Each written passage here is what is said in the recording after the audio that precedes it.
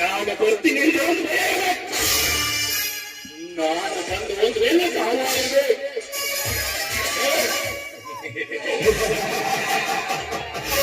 ಸತ್ಯ ಸತ್ಯ ಸತ್ಯ ಸತ್ಯ ಎಂದು ಸಾಯುವ ಬಡಕೊನೆ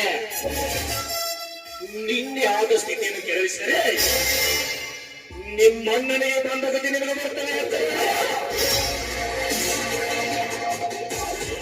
ಶಶಿಕಾಂತ್ ನಾನ್ ಬರೋಕ್ಕಿಂತ ಮುಂಚೆ ನಿಮ್ಮ ನಾನ್ ಬಂದ್ಮೇಲೆ ನಂದೇ ಶಶಿಕಾಂತ್ ತುಂಬಿ ಅಂಜಲಿಗಾಗಿ ಮತ್ತೊಬ್ಬರ ಮನೆ ನಿಮ್ಗೆ ಇರ್ಬೇಕಾದ್ರೆ ಜನ್ಮ ಕೊಟ್ಟ ಮನೆಯ ತಂದೆ ಮನೆಯನ್ನ ತಿಂದ ಬೆಳೆದರು ನಾನು ಇನ್ನು ನನಗೆ ಎಷ್ಟಿರ್ಬಾರ್ದು ಗಟ್ಟಿಯಾಗಿರ್ತದೆ ಮಗನ ನಿನ್ನ ಹೆಣ ಗ್ಯಾರಂಟಿ ಇಲ್ಲ ಲೋ ಛತ್ರಿ ಪ್ರಾಣಕ್ಕೆ ಹೆದರುವಷ್ಟು ಹೇಳಿಯಲ್ಲ ರಾಯಣ್ಣ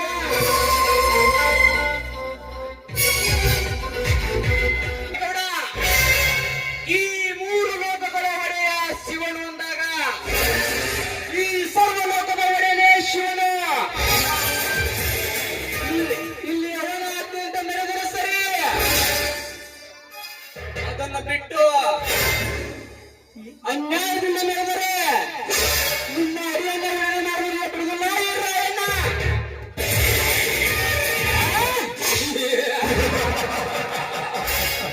ಶಿವಪತ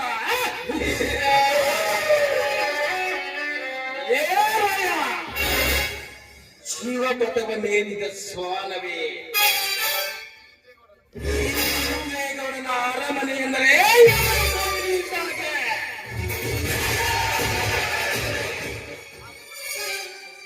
ಒಂದೊಮ್ಮೆ ನೆರಜೀವಿಗಳು ಗೌಡನ ಅರಮನೆ ಪ್ರವೇಶಿಸಿದರೆ ಮುಗಿದ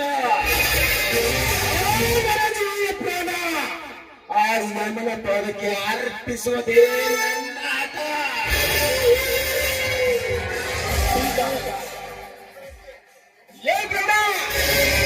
ಈ ಕನ್ನಡ ನಾಡಿನ ಕುಲಕೋಟಿಗಳನ್ನು ರಾಸುವಾಗ ನನ್ನ ಮೇಲಿರುವಾಗ ನೀನು ಬೀಸುವ ಮೋಸದ ಹಕ್ಕವನ್ನೇ ಇದು ಛಲ ಸಾಧಿಸಿದ ಮಗ ನಾನೆಂದು ಕೀರ್ತಿ ಪತಾಗಿ ಹಾರಿಸಲಿದ್ದರೆ ನಿನ್ನ ಹೆಸರು ಹಾಲು ಮತದ ಹನ್ನೀರನೇ ಅಲ್ಲ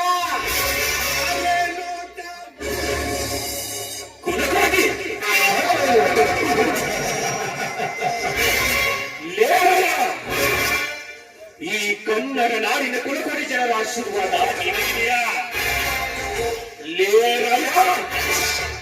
ಅದೇ ಕುಲಕೋಟಿ ಜನರಲ್ಲಿ ಎಷ್ಟೋ ಜನ ನಿನ್ನ ಪ್ರಾಣ ತೆಗೆದು ಕಾದುಕೊಂಡಿರಬೇಕಾದ್ರೆ ಅದನ್ನು ನನ್ನ ಶಬ್ದ ಮೂರ್ಖರಿಗೆ ತಗೊಳ್ಬೇಕು. ಏ ಶಶಿಕಾಂತ್, ಅಂತವರ ರುಂಡವನ್ನು ಚಂಡಾಡುವುದಕ್ಕಾಗಿ ಅವನು ತನ್ನ ಕೈಯಲ್ಲಿರುವ ತ್ರಿಶೂಲವನ್ನು ಪರಶುವನ್ನು ಸೃಷ್ಟಿಸಿಬಿಟ್ಟಿರುವನು ಪರಶಿವನು. ಅಂತ ಮಹಾಪುರುಷನ ಕಲಾಕೌಶಲದಿಂದ ತಯಾರಾಗಿರುವ ಈ ಆಯುಧವನ್ನು ಹಿಡಿದಿರುವನು. ಈ ಪುಂಡಲೆ ಗಂಡು ಅಂದಾಗ ನಿಮ್ಮಂತ ತಿರುಬೋಟಿಗಳ ಭಯ ನನಗಿಲ್ಲ.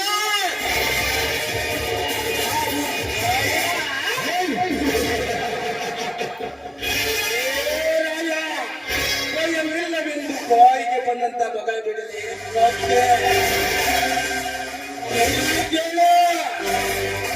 ಬೇಟೆಗಾರನ ಗಾನದಲ್ಲಿದ್ದ ಭೂನಾಗವನ್ನು ಬಯಸಿದ ಮೀನು ಆ ಗಾನಕ್ಕೆ ಸಿಕ್ಕ ಪ್ರಾಣ ಕಳೆದುಕೊಳ್ಳುವುದು ಕಂಡಿದೆ.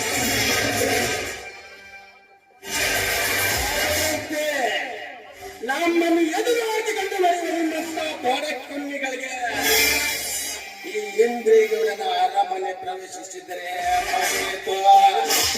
ಅವರ ಪ್ರಾಣವನ್ನು ಪ್ರೇಮನ ಪಾಲಕ್ಕೆ ಅರ್ಪಿಸಿದೆ ನಮ್ಮಟ. ನೀನು ಬೀಸುವ ಮೋಸದ ಜಾಲಕ್ಕೆ ಸಿಕ್ಕು ಸಾಯುವಷ್ಟು ಶತಮುರುಗನಲ್ಲ ಅಂತಹ ನಾಮರ್ದನು ನಾನಲ್ಲ.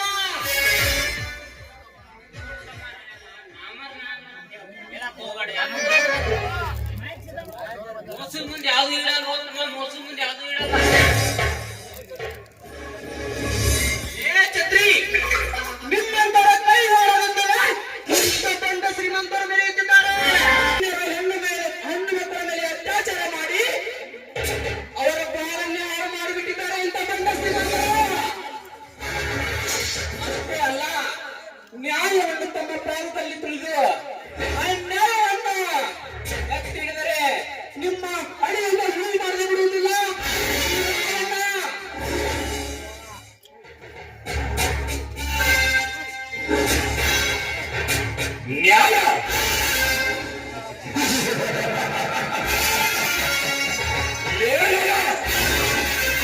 ನ್ಯಾಯ ನ್ಯಾಯ ಎಂದು ಸಾಯಬಾರ್ತದೆ. ನಾವು ಮನಸ್ಸು ಮಾಡಿದರೆ ನಿನ್ನ ನ್ಯಾಯ ಅಷ್ಟೇ ಹೇಗೆ ನಿನ್ನೂ ಸಹಿತ ಜೀವಂತ ಸಮಾಧಿ ಮಾಡಿಬಿಡ್ತೇವೆ.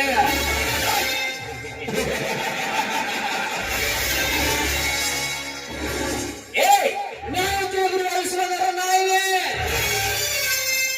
ಇಲ್ಲಿ ಕೇಳು. ಜಗತ್ತು ವಿಶಾಲವಾಗಿದ್ದು ನಶ್ವರ ಶರೀರವನ್ನೆತ್ತಿ ಮಾಡಬಾರದು ಹೇಳತರೆಯನ್ನು ಮಾಡಿ ಭಕ್ತರ ಅವಕಾಶಗಳನ್ನು ಬಿಟ್ಟು ಲಾಭವನ್ನು ಭವಿಸಿದರೆ ಈ ನಿಮ್ಮ ಶರೀರವನ್ನು ಕಲಮುಕ್ತಿಯನ್ನು ಪಡೆಯಬೇಕು. ಇಂತಹ ದುರಾಸೆಗಳನ್ನು ಬಿಟ್ಟು ಹರಿಪದ ಹೊಂದಿದರೆ ಸರಿ, ಇಲ್ಲದಿದ್ರೆ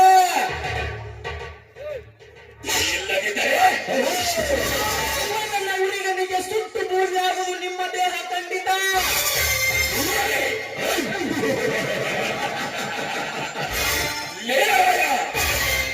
ಅದೇ ಬೀದಿಯನ್ನು ಮುಚ್ಚುವುದಕ್ಕೆ ಅಂಡ ಇದ್ದಾಗೆ ನಾವು ಅಂದಾಗ ಆ ಬೂದಿಯನ್ನು ಮುಟ್ಟಲು ಹೋದರೆ ಸುಟ್ಟು ಭಸ್ಮವಾಗುವುದು ಖಂಡಿತ.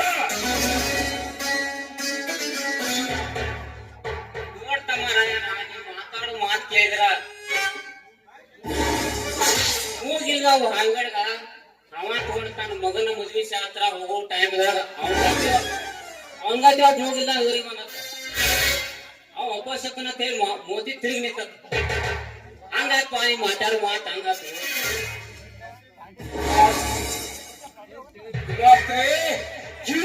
ಎಷ್ಟು ಶಾಸ್ತ್ರದ ಪಾಠ ಪಠಿಸಿದರೆ ತನ್ನ ಮೇಲೆರುಗುವುದಲ್ಲಿ ಅರಿಲಾರ್ದು ಅಂದ ಹಾಗೆ ಮೈಯಲ್ಲಿ ಕೋಪಿದ ಬಿಸಿ ರಕ್ತವಿದೆ ಎಂದು ಮೊತ್ತಾವಣಿಯಂತೆ ವರ್ತಿಸಿದರೆ ಕೊಲ್ಲಲು ಸಂಚೆ ಹಾಕಿಕೊಳ್ತಾರೆ ಎಂದು ಇಂಥ ಬಡ ಮೂರ್ಖನಿಗಲ್ಲಿ ಅರ್ಥವಾಗಬೇಕು. ಅಂತಹ ಧೈರ್ಯ ಧರ್ಮವನ್ನಿಟ್ಟು ತಿಳಿಯುವಷ್ಟು ಶತಮೂರ್ಖನಲ್ಲ ರಾಯಣ್ಣ. ಆದ್ರೆ ನಾನು ಹೇಳುವುದಿಷ್ಟೇ, ಈ ಜಗತ್ತೆಂಬ ಜಾತ್ರೆಯಲ್ಲಿ 3 ದಿನ ಯಾತ್ರೆ ಮಾಡಲು ಬಂದ ಯಾತ್ರಿಕರ ನಾವು ಇಲ್ಲಿ ನಯ ವಿನಯ ಭಕ್ತಿ ಶ್ರದ್ಧೆಯಿಂದ ನಡೀಬೇಕು. ಅದನ್ನು ಬಿಟ್ಟು ಕಲುಷಿತ ಭಾವನೆ ಹೃದಯದಲ್ಲಿ ತುಂಬಿಕೊಂಡು ಅನ್ಯಾಯದಿಂದ ಮೆರೆದರೆ ನಿಮ್ಮನ್ನು ಸುಟ್ಟು ಬೂದಿ ಮಾಡ್ತಿಲ್ಲ ಮಕ್ಕಳೇ.